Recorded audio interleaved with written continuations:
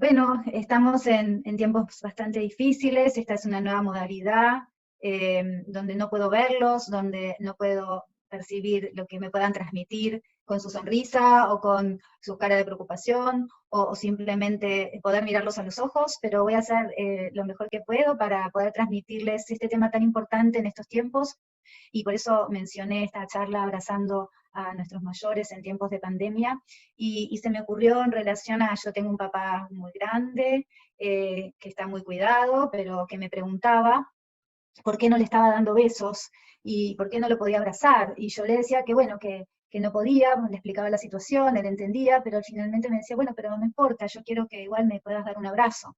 Entonces un día me saqué la máscara y el barbijo, y estuve a distancia hacia él, y le sonreí, pusimos una canción, y él me dijo, bueno, vamos a hacer de cuenta que las sonrisas y esta canción y lo que estamos haciendo son los besos y los abrazos que no nos podemos dar.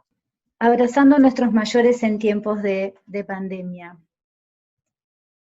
Las personas mayores presentan una gran diversidad biológica en su proceso de envejecimiento. Esto determina la patología psiquiátrica que podían presentar. ¿Qué quiere decir esto? Las personas envejecemos diferente, no todas las personas envejecemos igual. Los jóvenes en realidad se parecen más entre sí que los mayores a medida que van creciendo y envejeciendo. El Centro Latinoamericano y Caribeño de Demografía estima que en el 2050 una de cada 5 personas tendrá más de 65 años en la Argentina, y la mitad llegará a los 85. Hoy los mayores de 65 están alrededor del 12%, no es exacta esta precisión que les digo, pero la población mayor va a ir creciendo, mundialmente esto ocurre. Habitualmente se incluye en las guías de tratamiento psicopatológico a los adultos mayores como una población especial, pero sabemos que presentan los mismos cuadros que los adultos más jóvenes. ¿Qué quiere decir población especial? Siempre estaban, la medicina se hablaba de población especial a los niños, a las embarazadas y los adultos mayores. Pero lo que vemos y observamos es que las personas mayores tienen los mismos problemas y los mismos cuadros psiquiátricos que las personas jóvenes. La depresión, que es una de las cosas más importantes que observamos en las personas más de 65 años, o más de 60, vamos a poner el corte ahí, no se diferencian de las otras poblaciones. Tenemos que saber que el 70% de los psicofármacos la utilizan los mayores de 65 años. Esto es algo muy importante y llamativo cuando vemos estas estadísticas. Es decir, que en nuestra prescripción las personas grandes son las que más consumen antidepresivos, por ejemplo. También sabemos, ustedes saben que yo me dedico mucho al trastorno bipolar, y una de cada 4 pacientes con diagnóstico de trastorno bipolar tiene más de 60 años. Es una patología que vemos y diagnosticamos en la juventud, pero tenemos muchos pacientes que evolucionan y hacen una vida normal, pero son pacientes que tienen esta condición y van envejeciendo con determinadas características especiales que merecen atención. La depresión es el síndrome neuropsiquiátrico más prevalente en geriatría, más que la demencia. Siempre asociamos a las personas mayores con los trastornos cognitivos y la demencia, pero sabemos que la depresión es la principal causa de consulta muchas veces en psiquiatría en las personas grandes. Tiene una prevalencia del 2 al 4% en la población general, en personas grandes, y en asilos asciende al 12 al 16%. Imaginen, esta incidencia es muy alta. A mayor edad presentamos más enfermedades sistémicas y más riesgo de sufrir una depresión mayor, y que puede ser el inicio de una demencia. Muchas veces esto se desestima, los cuidadores desestiman los síntomas depresivos en los mayores y no se consultan, porque están en la cama, porque están desganados, y lo asocian a un tema de la edad. Muchos pacientes comienzan a quedarse en la cama por depresión, y van perdiendo el 10% de masa muscular por semana, y no pueden caminar posteriormente, y tienen alteraciones en la marcha, poca estabilidad y posibles caídas.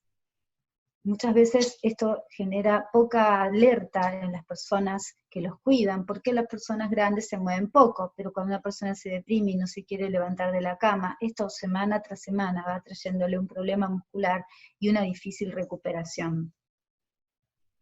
¿Cuáles son los problemas de las personas mayores en el confinamiento obligatorio?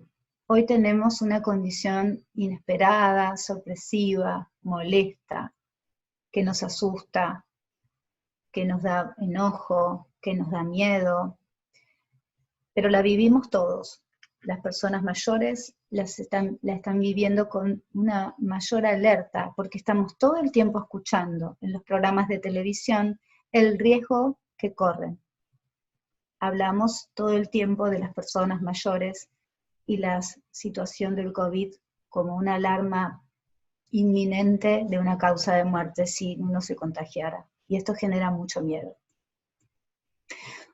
En realidad, ¿cuál es el tema? El tema es que hay un mayor riesgo de mortalidad, es cierto, porque la morbilidad del virus en las personas mayores es mayor, la letalidad también. Esto se refiere a las condiciones previas de esas personas, a la vulnerabilidad que tienen esas personas más grandes. Hay mayor riesgo de contagio en los asilos, hay una disminución de los cuidados domiciliarios por el aislamiento social, las personas no reciben a sus kinesiólogos, a sus médicos en su casa, a las personas que los cuidaban habitualmente, a su familia, a sus nietos, ¿sí? Hay un aumento del estrés en personas con déficit cognitivo. Las personas que tienen alteraciones cognitivas o alguna discapacidad están más expuestos a tener más condición de miedo y sentirse aislados y deprimidos y sentir terror ante las noticias que escuchan en la tele permanentemente, porque es una de las actividades que más están haciendo, ver televisión y programas de información. Hay un mayor impacto por la falta de movimiento, las personas mayores les cuesta hacer ejercicio en su casa, y como dije hace un tiempo no van a sus actividades que normalmente iban, no van al kinesiólogo o no reciben a su kinesiólogo en la casa, no van a las actividades de los centros de jubilados, no hacen caminatas, tienen miedo de salir. Y una de las cosas que observamos al principio cuando empezó esto, que pasábamos al modo los terapeutas, pasábamos al modo virtual, con telellamada, WhatsApp, telereceta, credenciales digitales, etcétera, y la falta de dispositivos para la comunicación digital ha sido una de las cosas que más observamos en las personas más grandes. No todos, muchos se han ayornado, muchos se han entrenado, muchos han hecho un gran esfuerzo, muchos han sido ayudados, pero esto ha generado la limitación en el acceso a la tecnología, ha generado muchos problemas a la hora de poder asistir a las personas mayores. Una de las cosas que se ha escuchado, y esto sí es cierto, es el aumento de los problemas médicos generales por la falta de controles habituales o el temor a realizar consultas.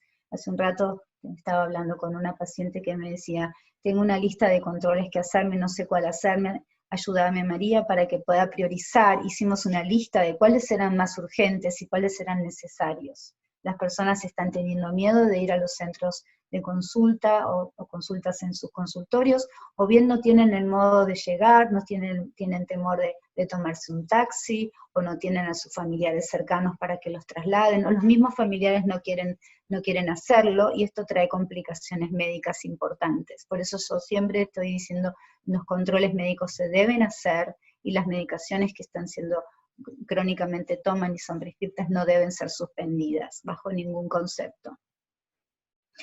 Y ese es un tema importante. Hay una falta de apoyo de los familiares por el aislamiento obligatorio, porque están lejos, porque han quedado en otra provincia, en otro país, porque son profesionales de alta exposición, entonces no quieren ir a visitar a sus mayores, un caso de un médico que trabaja en un hospital, y también hay mucho desconocimiento de los protocolos de atención, en cómo acceder a la visita a esas personas mayores.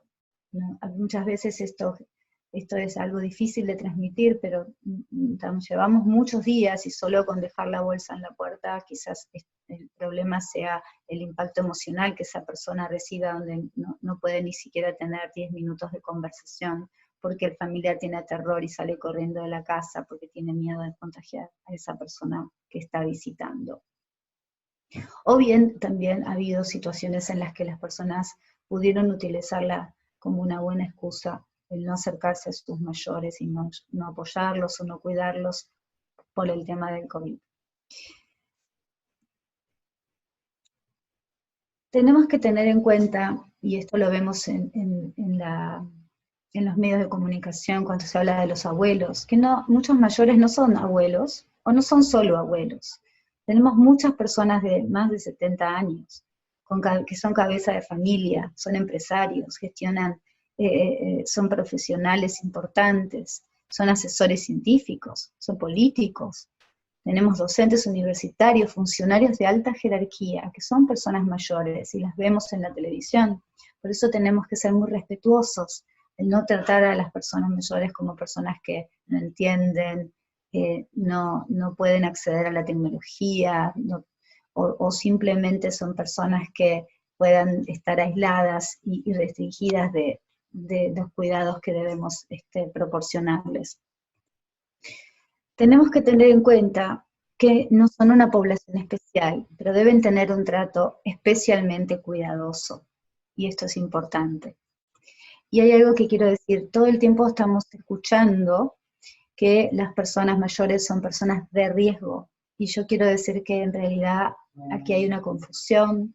Las personas mayores están en riesgo por todo lo que explicamos, porque tienen una condición por la edad, porque tienen enfermedades médicas, porque tienen algunas limitaciones en acceso a la tecnología, o porque han tenido algún tipo de complicación o de vulnerabilidad clínica que los expone a tener más riesgo, pero no son un peligro para nosotros. Yo explico siempre que las personas mayores están en riesgo porque pueden saturar el sistema de salud si se enferman todas juntas.